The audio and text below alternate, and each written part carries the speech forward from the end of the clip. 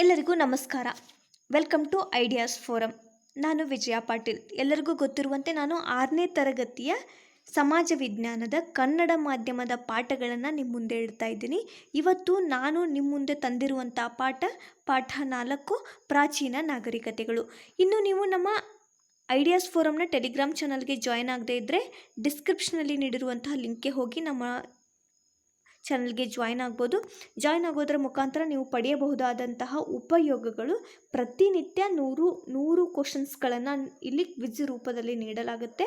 ಪ್ರತಿ ವಿಡಿಯೋಗಳ PDF-ಗಳು, ದಿನಪತ್ರಿಕೆಗಳು, ಇತ್ತೀಚಿನ ಮಾಹಿತಿಗಳನ್ನು ಇಲ್ಲಿ ಅಪ್ಲೋಡ್ ಮಾಡಲಾಗುತ್ತೆ. ಮತ್ತು ನಿಮಗೇನಾದರೂ ಡೌಟ್ಸ್ಗಳಿದ್ದರೆ ಐಡಿಯಾಸ್ ಫೋರಮ್ನ ಅಧ್ಯಾಪಕರೊಂದಿಗೆ ಪ್ರಶ್ನೆಗಳನ್ನು ಕೇಳಿ ನಿಮಗೆ ಉತ್ತರ ಕಂಡ್ಕೋಬಹುದು. ಇನ್ನು ಪಾಠಕ್ಕೆ ಬಂದರೆ ಪಾಠ 4 ಪ್ರಾಚೀನ ನಾಗರಿಕತೆಗಳು. ಈ ಪಾಠದಿಂದ ನಾವು ಕಲಿಯಬಹುದಾದಂಥ ಅಂಶಗಳು ಜಗತ್ತಿನ ಪ್ರಮುಖ ನಾಗರಿಕತೆಗಳು ಮತ್ತು ಅವುಗಳ ಏಳಿಗೆಗೆ ನದಿಗಳ ಪಾತ್ರ, ಹಾಗೆ ಈಜಿಪ್ಟ್, ಮೆಸೊಪೊಟೇಮಿಯಾ, ಚೀನಾ ಮತ್ತು ಹರಪ್ಪ ನಾಗರಿಕತೆಗಳ ರಾಜಕೀಯ ಇತಿಹಾಸ ಮತ್ತು ಅವುಗಳ ಕೊಡುಗೆ, ಗ್ರೀಕ್ ನಾಗರಿಕತೆಯ ನಗರ ರಾಜ್ಯಗಳು ಮತ್ತು ಅವುಗಳ ಕೊಡುಗೆ, ಹಾಗೆ ರೋಮ್ ನಾಗರಿಕತೆಯಲ್ಲಿ ಪ್ರಸಿದ್ಧರಾದಂತಹ ಜೂಲಿಯಸ್ ಮತ್ತು ಅಗಸ್ಟ್ ಸೀಸರ್ ಅವರ ಸಾಧನೆಗಳನ್ನು ಈ ಪಾಠದಿಂದ ನಾವು ಕಲಿತೀವಿ. ಯಾವುದೇ ಜೀವಿ ಬದುಕಬೇಕಾದ್ರೆ ಆಹಾರ, ನೀರು, ಗಾಳಿ, ಬೆಳಕು ಅವಶ್ಯ. ಇನ್ನು ಅದರ ಜೊತೆಗೆ ವಸತಿ, ವಸ್ತ್ರಗಳು ಕೂಡ ಮಾನವನ ಮೂಲಭೂತ ಅವಶ್ಯಕತೆಗಳು. ಇವೆಲ್ಲ ನಮಗೆ ಗೊತ್ತಿರೋದೆ. ಹಾಗೆ ದಿನ ಬಳಕೆಗೆ ಬೇಕಾದಂಥ ನೀರು, ಉತ್ತಮ ವಾಯುಗುಣ ನದಿ ತೀರಗಳಲ್ಲಿ ಸಿಗೋದು ಹೆಚ್ಚು. ಅದಕ್ಕಾಗಿಯೇ ಪ್ರಾಗೈತಿಹಾಸದಲ್ಲಿ ಬರುವಂತಹ ಮಾನವರು ನದಿ ತೀರಗಳಲ್ಲಿ ನೆಲೆ ನಿಂತರು ಮತ್ತು ಹಾಗೆ ಪ್ರಾಚೀನ ನಾಗರಿಕತೆಗಳು ನದಿ ತೀರಗಳಲ್ಲೇ ನೆಲೆಯನ್ನು ಕಂಡುಕೊಂಡು, ಅದಕ್ಕಾಗಿ ನದಿಗಳು ಪ್ರಾಚೀನ ನಾಗರಿಕತೆಯ ತೊಟ್ಟಿಲುಗಳು ಅಂತ ನಮಗೆ ಗುರುತಿಸಲ್ಪಡ್ತವೆ. ಫಾರ್ ಎಕ್ಸಾಂಪಲ್, ನೈಲ್ ನದಿಯ ದಡದ ಮೇಲೆ ಈಜಿಪ್ಟ್ ನಾಗರಿಕತೆ, ಯುಫ್ರೆಟಿಸ್ ಮತ್ತು ಟೈಗ್ರಿಸ್ ನದಿಯ ದಡದ ಮೇಲೆ ಮೆಸೊಪೊಟೇಮಿಯಾ, ಹ್ಯಾಂಗೋ, ಯಾಂಗ್ಸೆ, ಸಿಕ್ಕಿಯಾಂಗ್ ನದಿಗಳ ದಡದ ಮೇಲೆ ಚೀನಾ ನಾಗರಿಕತೆ, ಹಾಗೂ ಸಿಂಧು ಮತ್ತು ಅವುಗಳ ಉಪನದಿಗಳ ದಡದ ಮೇಲೆ ಹರಪ್ಪ ನಾಗರಿಕತೆ ಉದಯವಾದವು ಮತ್ತು ನೆಲೆಯನ್ನು ಕಂಡುಕೊಂಡವು. ಇದರಿಂದ ತಿಳಿಯುತ್ತೆ ನಮಗೆ ನದಿಗಳು ಪ್ರಾಚೀನ ನಾಗರಿಕತೆಯ ತೊಟ್ಟಿಲುಗಳು ಅಂತ. ಇನ್ನು ಈಜಿಪ್ಟ್ ನಾಗರಿಕತೆಗೆ ಬಂದರೆ, ಜಗತ್ತಿನ ಮೊದಲ ನಾಗರಿಕತೆ ಅಂತ ಈಜಿಪ್ಟ್ ನಾಗರಿಕತೆಯನ್ನು ನಾವು ಗುರುತಿಸ್ತೀವಿ. ಇದು ನೈಲ್ ನದಿಯ ದಡದ ಮೇಲೆ ಉಗಮ ಆಯಿತು. ಈಜಿಪ್ಟ್ ನೈಲ್ ನದಿಯ ವರಪ್ರಸಾದ ಅಂತ ಕರೀತಾರೆ. ಈಜಿಪ್ಟ್ ನೈಲ್ ನದಿಯ ವರಪ್ರಸಾದ ಯಾಕೆ? ನೈಲ್ ನದಿ ಜಗತ್ತಿನ ಅತ್ಯಂತ ಉದ್ದವಾದ ನದಿ. ಇದು ಆಫ್ರಿಕಾ ಖಂಡದಿಂದ ಉತ್ತರಾಭಿಮುಖವಾಗಿ ಹರಿದು ಮೆಡಿಟೇರಿಯನ್ ಸಮುದ್ರವನ್ನು ಸೇರುತ್ತೆ. ಹೀಗೆ ಹರಿಯುವ ಮಾರ್ಗದಲ್ಲಿ ಈಜಿಪ್ಟನ್ನು ಹಾದು ಹೋಗುತ್ತೆ. ಒಂದು ವೇಳೆ ನೈಲ್ ನದಿ ಇಲ್ಲದೆ ಹೋಗಿದ್ದಿದ್ರೆ ಈಜಿಪ್ಟ್ ಸಂಪೂರ್ಣ ಮರುಭೂಮಿ ಆಗಿರ್ತಿತ್ತು. ಆದ್ದರಿಂದ ಈಜಿಪ್ಟ್ ನೈಲ್ ನದಿಯ ವರಪ್ರಸಾದ. ಇನ್ನು ರಾಜಕೀಯ ಇತಿಹಾಸಕ್ಕೆ ಬಂದರೆ, ಈಜಿಪ್ಟ್ ನಾಗರಿಕತೆಯ ರಾಜಕೀಯ ಇತಿಹಾಸ 5400 ವರ್ಷಗಳ ಹಿಂದೆ ಇಲ್ಲಿ ರಾಜಮನೆತನಗಳ ಆಳ್ವಿಕೆ ಆರಂಭ ಆಯಿತು. ಆಗಿನ ಕಾಲದಲ್ಲಿ ಈಜಿಪ್ಟಿಯನ್ನರು ರಾಜರಿಗೆ ಫೆರೋ ಅಂತ ಕರೀತಿದ್ರು. ಮೊದಲ ಫೆರೋ ಮೆನಸ್ ಮತ್ತು ಮೆಂಫಿಸ್ ಅವನ ರಾಜಧಾನಿಯಾಗಿತ್ತು. ನಂತರದಲ್ಲಿ ಕುಫು, ಅಮೆನ್ಹೊಟೆಪ್ ಮುಂತಾದವರು ಬಂದರು. ಕುಫು ಅವರು ಜಗತ್ತಿನಲ್ಲಿ ಅತಿ ದೊಡ್ಡ ಪಿರಾಮಿಡ್ ಗಿಝೆ ಎಂಬಲ್ಲಿ ಸ್ಥಾಪನೆ ಮಾಡಿದರು. ಹಾಗೆ ನಂತರ ಬಂದಂತಹ ಥಟ್ಮೋಸ್ ಮಹಾನ್ ದಿಗ್ವಿಜಯಿಯಾಗಿದ್ದರು. ಅವರ ಮಗಳಾದಂತಹ ಹ್ಯಾಟ್ಷೆಪ್ಸುಟ್ ಜಗತ್ತಿನ ಮೊದಲ ಸಾಮ್ರಾಜ್ಞಿ ಅಂತ ಕರೆಸ್ಕೋತಾರೆ. ನಂತರದಲ್ಲಿ 2300 ವರ್ಷಗಳ ಹಿಂದೆ ಗ್ರೀಸ್ ದೇಶದ ದೊರೆ ಅಲೆಕ್ಸಾಂಡರ್ ಈಜಿಪ್ಟನ್ನು ಗೆದ್ದುಕೊಂಡ. ಹಾಗೆ ಅಲ್ಲಿ ತನ್ನ ಪ್ರತಿನಿಧಿಯನ್ನು ನೆಲೆ ನಿಲ್ಲಿಸೋ ಮೂಲಕ ಟಾಲ್ಮಿ ಅನ್ನುವಂಥ ರಾಜಮನೆತನದ ಆರಂಭಕ್ಕೆ ಕಾರಣ ಆದ. ಟಾಲ್ಮಿ ಮನೆತನದ ಕಡೆಯ ರಾಣಿ ಕ್ಲಿಯೋಪಾತ್ರ, ಇವಳು ಕೊನೆಯ ರಾಣಿಯಾಗಿದ್ಲು. ಹಾಗೆ ಇವಳ ಕಾಲದಲ್ಲಿ ಈಜಿಪ್ಟ್ ರೋಮ್ ಸಾಮ್ರಾಜ್ಯಕ್ಕೆ ಒಳಪಡ್ತು. ಇನ್ನು ಈಜಿಪ್ಟ್ ನಾಗರಿಕತೆಯ ಕೊಡುಗೆಗಳನ್ನು ನೋಡೋಣ. ಈಜಿಪ್ಟ್ ನಾಗರಿಕತೆ ನಮ್ಮ ಇತಿಹಾಸಕ್ಕೆ ಕೊಟ್ಟ ಕೊಡುಗೆ ದೊಡ್ಡದು. ಇವರು ಪಿರಾಮಿಡ್ಗಳ ರಚನೆಯಲ್ಲಿ ನಿಸ್ಸೀಮರಾಗಿದ್ದರು. ಇವರು ಸಂರಕ್ಷಿಸಿಟ್ಟ ಶವಗಳನ್ನು ಮಮ್ಮಿ ಅಂತ ಕರಿತಿದ್ರು. ಇವರು ದೇವರಲ್ಲಿ ಅಪಾರ ನಂಬಿಕೆಯುಳ್ಳವರಾಗಿದ್ದರು. ಹೇಗೆ ನಮ್ಮಲ್ಲಿ ಈಗ ಗ್ರಾಮ ದೇವತೆಗಳು ಇರುವಂತೆ ಪ್ರಾಚೀನ ಈಜಿಪ್ಟ್ನಲ್ಲಿ ಪ್ರತಿ ನಗರಕ್ಕೊಂದು ನಗರ ದೇವತೆ ಇರ್ತಿದ್ರು. ಹಾಗೆ ಇಲ್ಲಿ ಸಮಾಜದಲ್ಲಿ ಸ್ತ್ರೀಯರಿಗೆ ಅಪಾರ ಸ್ಥಾನಮಾನ ಇತ್ತು. ಮತ್ತು ಇವರು ಉಪಯೋಗಿಸುತ್ತಿದ್ದಂತಹ ಚಿತ್ರಲಿಪಿ ಹೈರೋಗ್ಲಿಫಿಕ್ಸ್ ಅಂತ, ಅಂದರೆ ಪವಿತ್ರ ಲಿಪಿ ಅಂತ ಅರ್ಥ. ಇವರ ರೇಖಾಗಣಿತದಲ್ಲಿ ಅಪಾರ ತಿಳುವಳಿಕೆ ಉಳ್ಳವರಾಗಿದ್ದರು. ಯಾಕಂದರೆ ಇವರು ಪಿರಾಮಿಡ್ಗಳನ್ನು ರಚನೆ ಮಾಡುವಲ್ಲಿ ನಿಸ್ಸಿಮರಾಗಿದ್ದರು. ಅಂದರೆ ಇವರು ರೇಖಾಗಣಿತದಲ್ಲಿ ತಿಳುವಳಿಕೆ ಹೊಂದಿದವರಾಗಿದ್ದರು. ಇನ್ನು ಸ್ಪಿಂಕ್ಸ್ ಬೃಹತ್ ಪ್ರತಿಮೆ ಇಲ್ಲಿ ಕಾಣಸಿಗುತ್ತೆ. ಇದು ಸಿಂಹ ಮತ್ತು ಮನುಷ್ಯನ ಮುಖವುಳ್ಳ ಪ್ರತಿಮೆಯಾಗಿದೆ.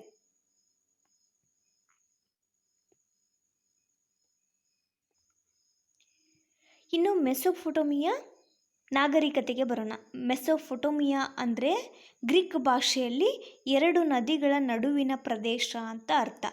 ಟೈಗ್ರಿಸ್ ಮತ್ತು ಯುಫ್ರೆಟಿಸ್ ಅನ್ನೋ 2 ನದಿಗಳ ನಡುವೆ ಮೆಸೊಪೊಟೇಮಿಯಾ ನಾಗರಿಕತೆ ಶುರುವಾಯಿತು. ಆದ್ದರಿಂದ ಈ 2 ನದಿಗಳ ನಡುವಿನ ಪ್ರದೇಶವನ್ನು ಮೆಸೊಪೊಟೇಮಿಯಾ ಅಂತ ಕರೆದ್ರು. ಇನ್ನು ರಾಜಕೀಯ ಇತಿಹಾಸಕ್ಕೆ ಬಂದರೆ ಸುಮೇರಿಯನ್ನರಿಂದ ಮೊಟ್ಟ ಮೊದಲು ಇಲ್ಲಿ ನಾಗರಿಕತೆಯ ಏಳಿಗೆ ಬಂತು. ಉರ್, ಕಿಶ್, ಲಗಾಶ್ ನಗರ ರಾಜ್ಯಗಳು ಇಲ್ಲಿ ಕಾಣಸಿಗ್ತವೆ. ಹಾಗೆ ಇವರು ಕ್ಯುನಿಫಾರಮ್ ಅನ್ನೋ ಲಿಪಿಯನ್ನು ಯೂಸ್ ಮಾಡ್ತಿದ್ರು. ಇನ್ನು ಅಕ್ಕಾಡಿಯನ್ನರು ನಂತರದಲ್ಲಿ ಅಮೋರೈಟಸ್ ಬ್ಯಾಬಿಲಿಯನ್ ಪಟ್ಟಣವನ್ನು ಆಳ್ತಿದ್ರು. ನಂತರ ಬಂದಂತಹ ಹಮ್ಮುರಬಿ, ಬ್ಯಾಬಿಲಿಯನ್ನರಲ್ಲಿ ಪ್ರಸಿದ್ಧ ರಾಜ ಹಮ್ಮುರಬಿ. ಇವನು ಮುಯ್ಯಿಗೆ ಮುಯ್ಯಿ ಎಂಬ ತತ್ವದ ಮೇಲೆ ಕಾನೂನುಗಳನ್ನು ರಚನೆ ಮಾಡಿದ್ರು. ಹಾಗೆ ನಂತರದಲ್ಲಿ ಹಿಟ್ಟೈಟ್ ಎಂಬ ಜನಾಂಗಗಳು ಮೆಸೊಪೊಟೇಮಿಯಾನ ಕೆಲವು ಕಾಲ ಆಳಿದ್ರು. ನಂತರದಲ್ಲಿ ಹಿಟ್ಟೈಟರ ನಂತರ ಮೆಸೊಪೊಟೇಮಿಯಾನ ಅಸೀರಿಯನ್ನರು ಆಳಿದ್ರು. ಅಸೀರಿಯನ್ನರಲ್ಲಿ ಪ್ರಸಿದ್ಧ ಚಕ್ರವರ್ತಿ ಅಂದರೆ ಅಸುರ್ಬನಿಪಾಲ್ ಇವರು ಅಸೀರಿಯನ್ನರಲ್ಲಿ ಪ್ರಸಿದ್ಧ ರಾಜನಾಗಿದ್ದ. ಇವನು ನಿನೆವಾ ನಗರದಲ್ಲಿ ಉತ್ತಮ ಗ್ರಂಥಾಲಯವನ್ನು ಸ್ಥಾಪನೆ ಮಾಡಿದ್ರು. ಇವನು ಉತ್ತಮ ಕಲಿಯೂ ಆಗಿದ್ದ, ಕವಿಯೂ ಆಗಿದ್ದ. ನಂತರ ಬಂದಂತಹ ಚಾಲ್ಡಿಯನ್ನರು ಇವರಲ್ಲಿ ನೆಬುಕಡ್ನೆಚ್ಚರ್ ಅನ್ನುವಂಥವರು ಉತ್ತಮ ದೊರೆಗಳಾಗಿದ್ದರು. ಇವರು ಪ್ರಸಿದ್ಧರಾಗಿದ್ದರು. ಚಾಲ್ಡಿಯನ್ನರಲ್ಲಿ ಇವರು ಪ್ರಸಿದ್ಧರು. ಇವರು ತೂಗು ಉದ್ಯಾನವನವನ್ನು ನಿರ್ಮಾಣ ಮಾಡ್ತಾರೆ. ಬ್ಯಾಬಿಲೋನ್ ಪಟ್ಟಣದಲ್ಲಿ ತೂಗು ಉದ್ಯಾನವನವನ್ನು ಚಾಲ್ಡಿಯನ್ನರ ಪ್ರಸಿದ್ಧ ದೊರೆ ನೆಬುಕಡ್ನೆಚ್ಚರ್ ಅನ್ನುವಂಥವರು ಸ್ಥಾಪನೆ ಮಾಡಿದರು. ನಂತರ 2500 ವರ್ಷಗಳ ಹಿಂದೆ ಪರ್ಷಿಯಾದ ರಾಜ ಸೈರಸ್ ಅನ್ನುವಂಥವರು ಆಳ್ವಿಕೆಗೆ ಬಂದರು. ಹಾಗೆ ಅಲ್ಲಿಗೆ ಅವರ ದುರ್ಬಲತೆಯ ನಂತರ ಮೆಸೊಪೊಟೇಮಿಯಾದ ಅಂತ್ಯ ಆಯಿತು. ಬ್ಯಾಬಿಲೋನ್ ನಗರವನ್ನು ಗೆಲ್ಲುವ ಮೂಲಕ ಪ್ರಾಚೀನ ಮೆಸೊಪೊಟೇಮಿಯಾ ನಾಗರಿಕತೆ ಸೈರಸ್ ಎಂಬ ದೊರೆಯಿಂದ ಅಂತ್ಯ ಆಯಿತು. ನಂತರ ಮೆಸೊಪೊಟೇಮಿಯಾ ನಾಗರಿಕತೆಯ ಕೊಡುಗೆಗಳಿಗೆ ಬಂದರೆ ಕಾನೂನು ಸಂಹಿತೆಗಳ ಅಳವಡಿಕೆಯನ್ನು ಇಲ್ಲಿ ಮಾಡಿದರು. ಕಾನೂನು ಸಂಹಿತೆಗಳು ರಚನೆಯಾದವು. ನಮಗೆಲ್ಲ ಗೊತ್ತಿರುವಂತೆ ಹಮ್ಮುರಬಿ ಕಾನೂನು ರಚನೆಯಲ್ಲಿ ಪ್ರಸಿದ್ಧನಾಗಿದ್ದ. ಆತನ ಕಾನೂನು ಸಂಹಿತೆಗಳು ಜಗತ್ ಪ್ರಸಿದ್ಧ. ಇನ್ನು ಇಲ್ಲಿ ವ್ಯಾಪಾರ ಸಂಬಂಧಗಳು, ನಗರ ರಾಜ್ಯಗಳ ನಡುವೆ ವ್ಯಾಪಾರ ಸಂಬಂಧಗಳನ್ನು ಇಲ್ಲಿ ನಾವು ಕಾಣ್ಬೋದು. ಮೆಸೊಪೊಟೇಮಿಯನ್ನರು ಹರಪ್ಪ ಮತ್ತು ಈಜಿಪ್ಟ್ ನಾಗರಿಕತೆಗಳ ಜೊತೆಗೆ ವ್ಯಾಪಾರ ಸಂಬಂಧವನ್ನು ಹೊಂದಿದ್ರು. ನಂತರ ಇಲ್ಲಿ ಜಿಗ್ಗುರಾತ್ ಎಂಬ ಎತ್ತರದ ದೇವಾಲಯವನ್ನು ಕಟ್ತಿದ್ರು. ಜಿಗ್ಗುರಾತ್ ಎನ್ನುವುದು ಎತ್ತರ ದೇವಾಲಯಗಳಿಗೆ ಅನ್ನೋದಕ್ಕೆ ಒಂದು ಹೆಸರು. ಇವರ ಕೋಣಲಿಪಿ ಕ್ಯುನಿಫಾರ್ಮ್ ಅನ್ನುವಂತಹ ಕೋಣಲಿಪಿಯನ್ನು ಇವರು ಬಳಸ್ತಿದ್ರು. ಗಿಲ್ಗಾಮೇಶ್ ಎನ್ನುವಂಥ ಕಾವ್ಯ ಮೆಸೊಪೊಟೇಮಿಯನ್ನರ ಒಂದು ಕಾವ್ಯ. ಇದು ಗಿಲ್ಗಾಮೇಶ್ ಅನ್ನುವಂಥದ್ದು ಮೆಸೊಪೊಟೇಮಿಯನ್ನರ ಮಹಾಕಾವ್ಯ. ನಂತರದಲ್ಲಿ ಚೀನಾ ನಾಗರಿಕತೆ. ನಾವು ಚೀನಾ ನಾಗರಿಕತೆಗೆ ಬಂದರೆ ಭಾರತದ ಈಶಾನ್ಯ ದಿಕ್ಕಿನಲ್ಲಿರುವ ದೇಶ ಚೀನಾ. ಇಲ್ಲಿನ ಜನರು ಮಂಗೋಲಿಯನ್ ಎಂಬ ಹಳದಿ ಮೈಬಣ್ಣದ ಬುಡಕಟ್ಟಿಗೆ ಸೇರ್ತಾರೆ. ಭಾರತದ ಈಶಾನ್ಯ ದಿಕ್ಕು ಚೀನಾ, ಇಲ್ಲಿ ಮಂಗೋಲಿಯನ್ಸ್ ಅನ್ನುವಂಥ ಜನ ಇರ್ತಾರೆ. ಹಾಗೆ ಹ್ಯಾಂಗ್ಹೋ ಹಳದಿ ನದಿ ಚೀನಾ ನಾಗರಿಕತೆಯ ತೊಟ್ಟಿಲು ಅಂತ ಕರೀತಾರೆ. ನೈಲ್ ನದಿ ಹೇಗೆ ಈಜಿಪ್ಟ್ ನಾಗರಿಕತೆಯ ತೊಟ್ಟಿಲು ಅಂತ ಕರೆದ್ರೋ ಹಾಗೆ ಹ್ಯಾಂಗ್ಹೋ ನದಿಯ ದಡದಲ್ಲಿ ಚೀನಾ ನಾಗರಿಕತೆ ಉಗಮ ಆಯಿತು. ಆದ್ದರಿಂದ ಚೀನಾ ನಾಗರಿಕತೆಯ ತೊಟ್ಟಿಲು ಅಂತ ಹ್ಯಾಂಗ್ಹೋ ಹಳದಿ ನದಿಗೆ ಕರೀತಾರೆ. ಇನ್ನು ರಾಜಕೀಯ ಇತಿಹಾಸ. ಚೀನಾ ನಾಗರಿಕತೆಯ ರಾಜಕೀಯ ಇತಿಹಾಸಕ್ಕೆ ಬಂದರೆ ಶಾಂಗ್ ಮನೆತನ ಮೊದಲ ಮನೆತನ. ಚೀನಾದ ಮೊದಲ ಮನೆತನ ಶಾಂಗ್. ಈ ಮನೆತನವು ಇಂದಿಗೆ 3600ರಿಂದ 3000 ವರ್ಷಗಳವರೆಗೆ ಆಳ್ತು. ಇವರು ಕೃಷಿಗೆ ಹೆಚ್ಚಿನ ಆದ್ಯತೆಯನ್ನು ನೀಡುತ್ತಿದ್ದರು.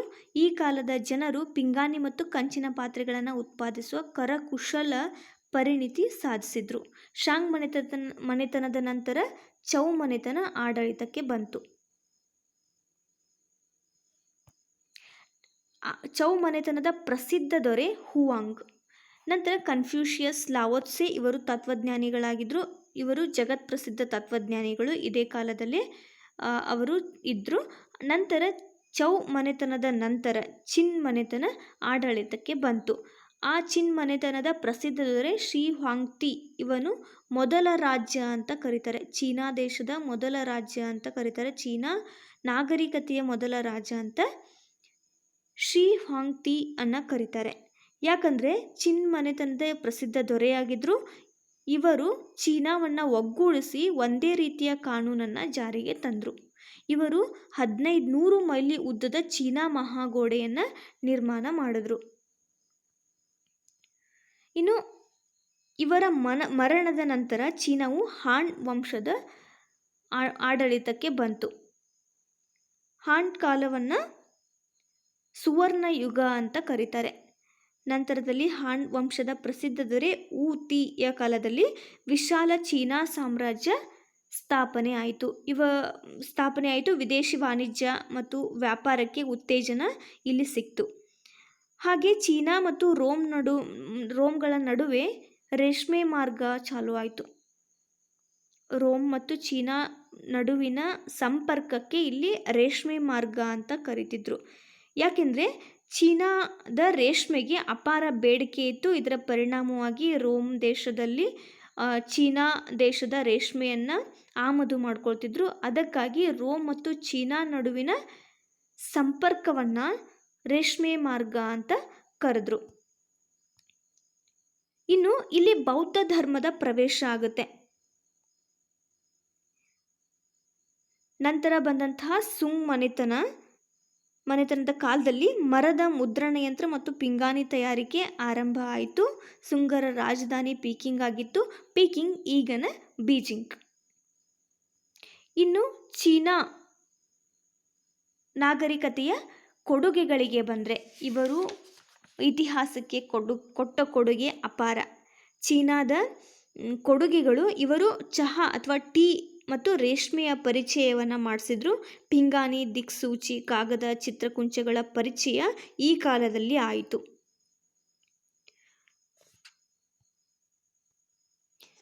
ಇಬ್ಬರು ತತ್ವಜ್ಞಾನಿಗಳು ಇಲ್ಲಿ ಬರ್ತಾರೆ, ಲಾವೋತ್ಸೆ ಮತ್ತು ಕನ್ಫ್ಯೂಷಿಯಸ್. ಲಾವೋತ್ಸೆ ಸರಳ ಜೀವನ, ತ್ಯಾಗ, ಸಾಮರಸ್ಯ ಜೀವನದ ಬೋಧನೆಯನ್ನು ಮಾಡಿದ್ರೆ, ಕನ್ಫ್ಯೂಷಿಯಸ್ ಅವರು ನೈತಿಕ ಮತ್ತು ಸಾಮಾಜಿಕ ಮೌಲ್ಯಗಳ ಸ್ಥಾಪನೆಯ ಬಗ್ಗೆ ಅರಿವನ್ನು ಮೂಡಿಸ್ತಾರೆ.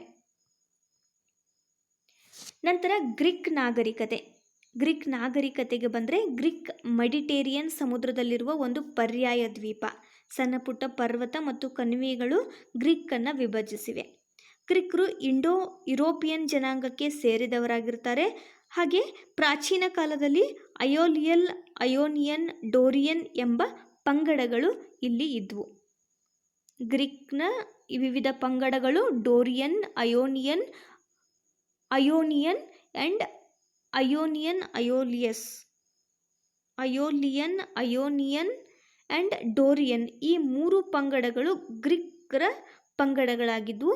ಪ್ರತಿ ಪಂಗಡಗಳಿಗೆ ಒಬ್ಬ ರಾಜ ಇರ್ತಿದ್ರು ಮತ್ತು ಸಲಹಾ ಮಂಡಳಿ ಇರ್ತಿತ್ತು. ಇವುಗಳನ್ನು ಒಟ್ಟುಗೂಡಿ ನಗರ ರಾಜ್ಯಗಳು ಅಂತ ಕರೀತಿದ್ರು. ಪ್ರತಿ ನಗರ ರಾಜ್ಯಗಳಲ್ಲಿ ಸೇನೆ ಇರ್ತಿತ್ತು, ಆಡಳಿತ ಮಂಡಳಿ ಇರ್ತಿತ್ತು, ಅದರದ್ದೇ ನಗರ ರಾಜ್ಯಗಳದ್ದೇ ಆದ ಒಂದು ದೈವ ಇರ್ತಿತ್ತು. ಇದು ಗ್ರೀಕ್ ನಾಗರಿಕತೆಯ ಒಂದು ವ್ಯವಸ್ಥೆ ಆಗಿತ್ತು. ಇನ್ನು ಇತಿಹಾಸಕ್ಕೆ ಬಂದರೆ ಗ್ರೀಕ್ ನಾಗರಿಕತೆಯ ರಾಜಕೀಯ ಇತಿಹಾಸ. ಅಥೆನ್ಸ್ ಗ್ರೀಸ್ನಲ್ಲಿ ಪ್ರಜಾಪ್ರಭುತ್ವ ವ್ಯವಸ್ಥೆಯನ್ನು ಹೊಂದಿದ ಆದರ್ಶ ನಗರ ರಾಜ್ಯ ಆಗಿತ್ತು. ಅಥೆನ್ಸ್ನಲ್ಲಿದ್ದ ಪ್ರಜಾಪ್ರಭುತ್ವವನ್ನು ತೊಲಗಿಸಿ ಕ್ಲೈಸ್ತನೀಸ್ ಎಂಬಾತ 2500 ವರ್ಷಗಳ ಹಿಂದೆ ಪ್ರಜಾಪ್ರಭುತ್ವವನ್ನು ನೆಲೆಗೊಳಿಸಿದ. ರಾಜಪ್ರಭುತ್ವವನ್ನು ತೊಲಗಿಸಿ ಪ್ರಜಾಪ್ರಭುತ್ವವನ್ನು ನೆಲೆಗೊಳಿಸಿದ ರಾಜ ಕ್ಲೈಸ್ತನೀಸ್.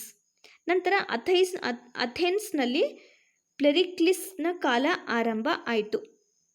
ಇದನ್ನು ಸುವರ್ಣ ಯುಗ ಅಂತ ಕರೀತಾರೆ. ಯಾಕಂದರೆ ಪೆರಿಕ್ಲಿಸ್ನ ಕಾಲದಲ್ಲಿ ಕಲೆ, ಸಾಹಿತ್ಯ, ವಿಜ್ಞಾನ, ತತ್ವಜ್ಞಾನ ಮುಂತಾದ ಕ್ಷೇತ್ರಗಳು ಅಸಾಧಾರಣ ಪ್ರಗತಿಯನ್ನು ಕಂಡುಕೊಂಡ್ವು.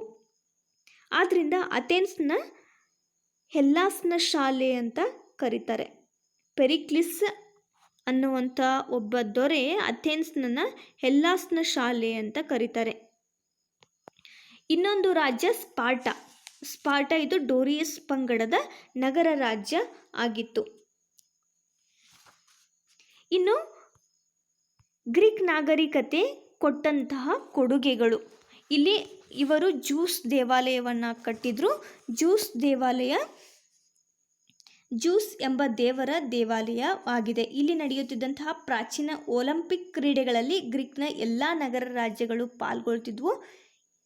ಈಗಿನ ಆಧುನಿಕ ಕಾಲದಲ್ಲಿಯೂ ಒಲಿಂಪಿಕ್ ಅನ್ನುವಂತಹ ಒಂದು ಸ್ಪರ್ಧೆಯನ್ನು ಏರ್ಪಡಿಸ್ತಾರೆ. ಅಲ್ಲಿ ಎಲ್ಲ ದೇಶದ ಆಟಗಾರರು ಆಟವನ್ನು ಆಡ್ತಾರೆ. ಇದು ಯಾರ ಕೊಡುಗೆ? ಇದು ಗ್ರೀಕರ ಕೊಡುಗೆ. ಇನ್ನು ಗ್ರೀಕ್ನ ಶ್ರೇಷ್ಠ ತತ್ವಜ್ಞಾನಿ ಸಾಕ್ರೆಟಿಸ್, ಅವನ ಶಿಷ್ಯ ಫ್ಲೋಟೋನ ಶಿಷ್ಯ ಅರಿಸ್ಟಾಟಲ್, ಮತ್ತವನ ಶಿಷ್ಯ ಮ್ಯಾಸಿಡೋನಿಯಾ. ಹೀಗೆ ಇಲ್ಲಿ ಜಗತ್ತಿನ ಶ್ರೇಷ್ಠ ಗುರು ಪರಂಪರೆಯನ್ನು ಕಾಣಬಹುದು. ಸಾಕ್ರೆಟಿಸ್ ಒಬ್ಬ ಶ್ರೇಷ್ಠ ತತ್ವಜ್ಞಾನಿಯಾಗಿದ್ದ. ಹಾಗೆ ಫ್ಲೋಟೋ ಅವನ ಶಿಷ್ಯ ಆಗಿದ್ದ. ಅರಿಸ್ಟಾಟಲ್ ಫ್ಲೋಟೋರ ಶಿಷ್ಯ ಆಗಿದ್ದರೆ ಅಲೆಕ್ಸಾಂಡರ್ ಅರಿಸ್ಟಾಟಲ್ನ ಶಿಷ್ಯ ಆಗಿದ್ದರು. ಹೀಗೆ 4 ತಲೆಮಾರಿನ ಗುರು ಶಿಷ್ಯ ಪರಂಪರೆಯನ್ನು ಹಾಗೂ ಜಗತ್ತಿನ ಶ್ರೇಷ್ಠ ಗುರು ಪರಂಪರೆ ಅಂತ ಗ್ರೀಕರ ಈ ತತ್ವಜ್ಞಾನಿಗಳನ್ನು ಕರೀತಾರೆ. ಹಾಗೆ ಇಲ್ಲಿ ಡೆಮೋಸ್ಥೆನಿಸ್ ಎಂಬ ಭಾಷಣಕಾರರು ಬರ್ತಾರೆ. ಹೋಮರ್ ಇವರು ಕಣ್ಣಿಲ್ಲದ ಕವಿಯಾಗಿದ್ದರು. ಇವರಿಗೆ ಕಣ್ಣಿರಲಿಲ್ಲ, ಆದರೂ ಕೂಡ ಮಹಾನ್ ಕಾವ್ಯಗಳನ್ನು ಇವರು ರಚಿಸಿದರು. ಇಲಿಯಾಡ್, ಓಡಿಸ್ಸಿ ಇವರು ರಚಿಸಿದ ಮಹಾನ್ ಕಾವ್ಯಗಳು. ಇನ್ನು ನಾವು ಮೊದಲನೇ ಪಾಠದಲ್ಲಿಯೇ ಕಲ್ತಿದ್ವಿ, ಇತಿಹಾಸಕ್ಕೆ ಅಪಾರ ಕೊಡುಗೆ ನೀಡಿ ಇತಿಹಾಸವನ್ನು ಹೇಗೆ ರಚಿಸಬೇಕು ಅನ್ನೋದನ್ನು ಹೇಳಿಕೊಟ್ಟಂತಹ ಹೆರೋಡಟಸ್ ಇತಿಹಾಸದ ಪಿತಾಮಹ ಅಂತ ಕರೆಸ್ಕೋತಾರೆ. ಈ ಹೆರೋಡಟಸ್ ಕೂಡ ಗ್ರೀಕ್ ನಾಗರಿಕತೆಗೆ ಸೇರಿದವರಾಗಿದ್ದರು. ಇನ್ನು ಮೈರಾನ್ ಅನ್ನುವಂತಹ ಶಿಲ್ಪಿ,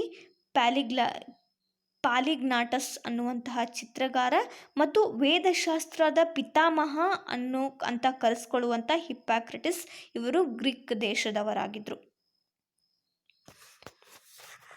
ನಂತರ ರೋಮನ್ ನಾಗರಿಕತೆಗೆ ಬಂದರೆ ಯುರೋಪಿನ ದಕ್ಷಿಣಕ್ಕೆ ಮೆಡಿಟೇರಿಯನ್ ಸಮುದ್ರದಲ್ಲಿ ಉದ್ದವಾಗಿ ಚಾಚಿಕೊಂಡಿರುವ ಪರ್ಯಾಯ ದ್ವೀಪ ಇಟಲಿ. ಇಲ್ಲಿ ಲ್ಯಾಟಿನ್ನರು ಎಂಬ ಬುಡಕಟ್ಟು ಸಮುದಾಯ ವಾಸ ಮಾಡ್ತಿತ್ತು. 2700 ವರ್ಷಗಳ ಹಿಂದೆ ಟೈಬರ್ ನದಿಯ ದಡದಲ್ಲಿ ರೋಮ್ ಎಂಬ ಜನವಸತಿ ಪ್ರದೇಶ ಹುಟ್ಟಿಕೊಂಡು ಈ ರೋಮನ್ನರ ಮೂಲ ಪುರುಷರು ರೋಮುಲಸ್ ಆ್ಯಂಡ್ ರೀಮಸ್.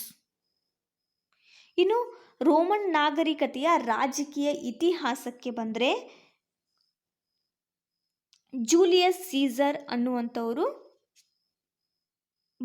ಮತ್ತು ಅಗಸ್ಟ್ ಸೀಸರ್ ಅನ್ನುವಂಥವರು ಪ್ರಮುಖವಾದವರು. ಕ್ರಾಸಸ್, ಪಾಂಪೆ, ಜೂಲಿಯಸ್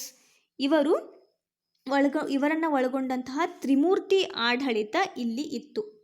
ರೋಮ್ನಲ್ಲಿ ಇದು ಆರಂಭ ಆಯಿತು.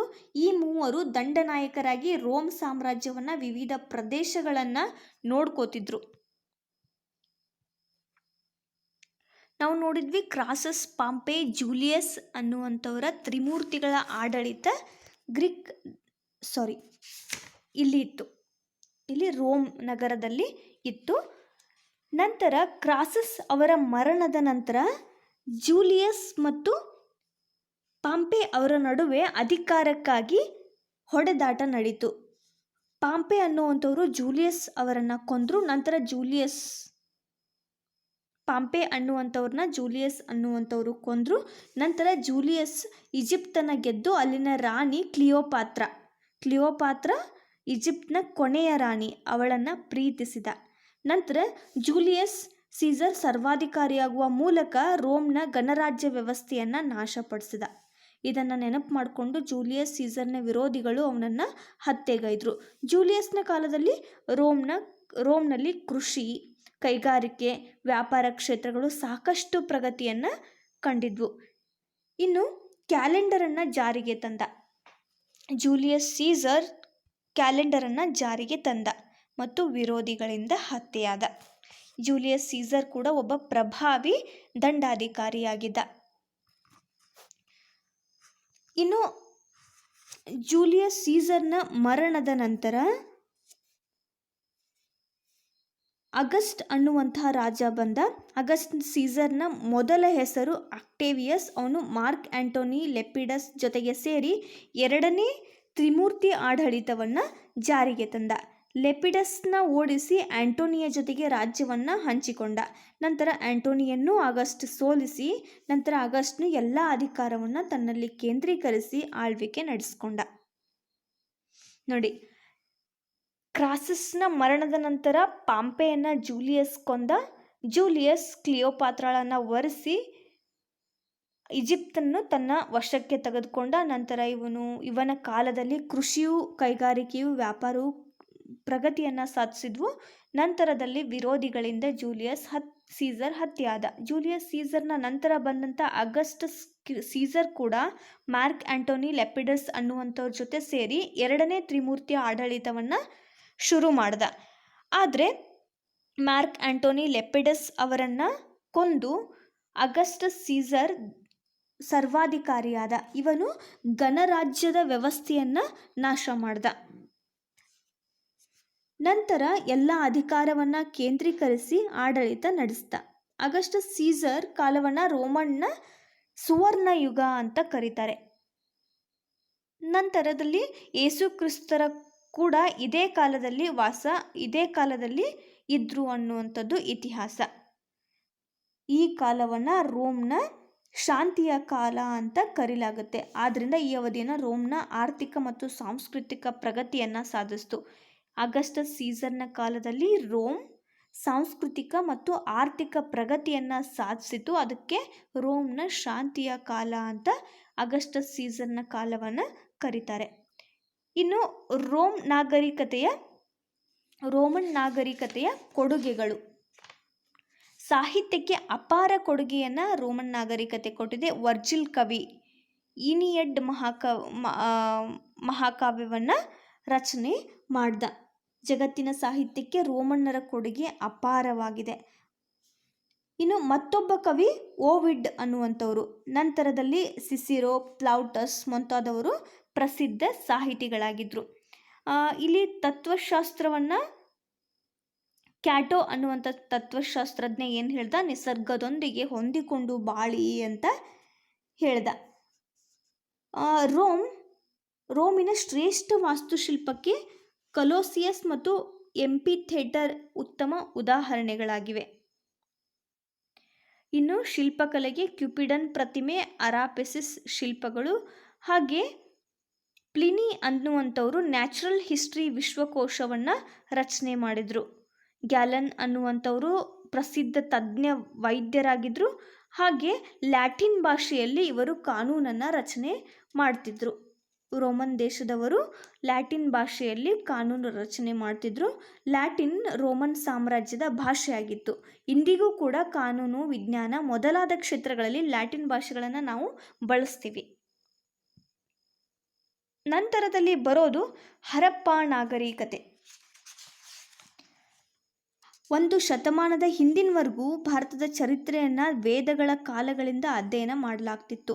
ಕೆಲವು ವರ್ಷಗಳ ನಂತರ ದರಾಯಾಮ್ ಸ್ನಾಹಿ ಆ್ಯಂಡ್ ರಕಲ್ದಾಸ್ ಬ್ಯಾನರ್ಜಿ ಇವರು ಏನು ಮಾಡಿದ್ರು, ಪ್ರಾಚೀನ ನಗರಗಳ ಅವಶೇಷಗಳ ಸಂಶೋಧನೆಗಳನ್ನು ಮಾಡಿ ಕೆಲವು ನೆಲೆಗಳನ್ನು ಕಂಡುಹಿಡಿದ್ರು. ಪಾಕಿಸ್ತಾನದ ಹರಪ್ಪ, ಮೊಹೆಂಜೊದಾರೋ, ಭಾರತದ ಕಾಲಿಬಂಗನ್ ಇಂದಿನ ರಾಜಸ್ಥಾನದಲ್ಲಿದೆ, ಧೋಲ್ವಿರಾ ಗುಜರಾತ್ನಲ್ಲಿದೆ, ರಾಖಿ ಘರಿ ಇವು ಹರಿಯಾಣದಲ್ಲಿವೆ.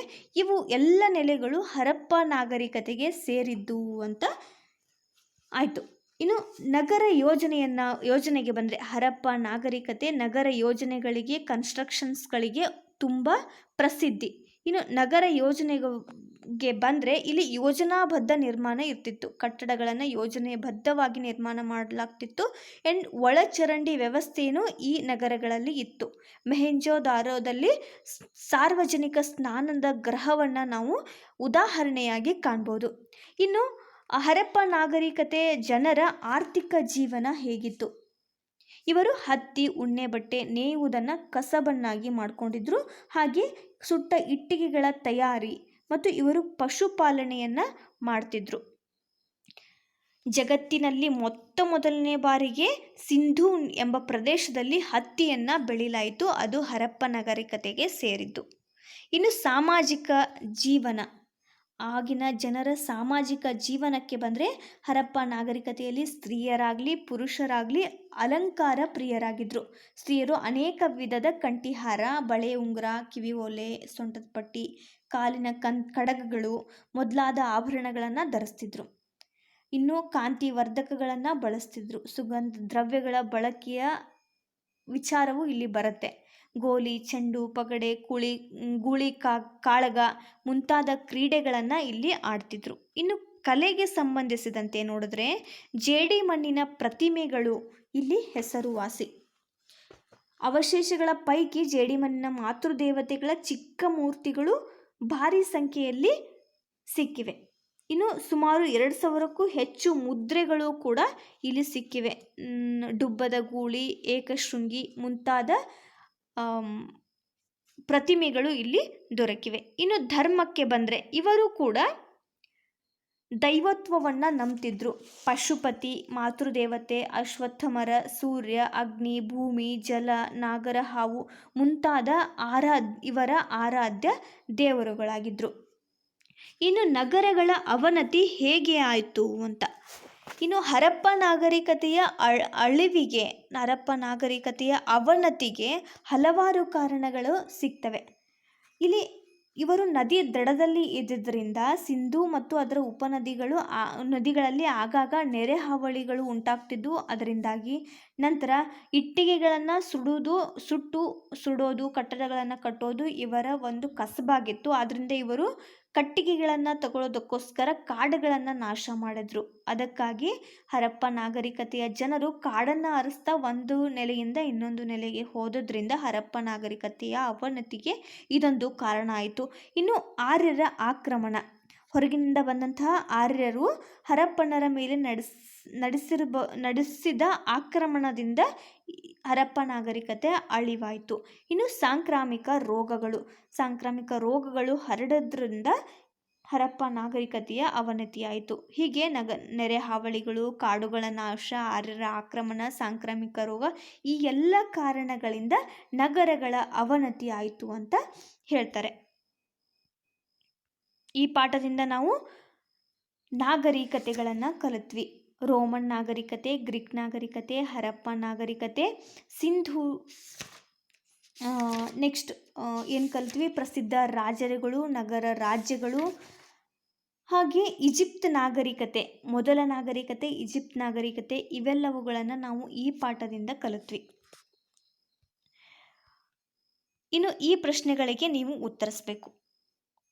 ಮೊದಲನೇ ಪ್ರಶ್ನೆ, ಪ್ರಜಾಪ್ರಭುತ್ವ ನೆಲೆಗೊಳಿಸಿದ ಗ್ರೀಕ್ ನಗರ ರಾಜ್ಯ ಯಾವುದು? ಸ್ಪಾರ್ಟಾನೋ, ಅಥೆನ್ಸ್, ಮ್ಯಾಸಿಡೋನಿಯಾ, ಬ್ಯಾಬಿಲೋನ್ ಮುಂತಾದವು. ಇನ್ನು ಎರಡನೇ ಪ್ರಶ್ನೆ, ವರ್ಜಿಲ್ ಇವನು ರೋಮ್ನ ಶ್ರೇಷ್ಠ ಕವಿ, ಅವರ ಕಾವ್ಯ ಯಾವುದು ಅನ್ನೋದು. ಇಲಿಯಾಡ್, ಓಡಿಸ್ಸಿ, ಈನಿಯಡ್, ಸಿಸಿರೋ.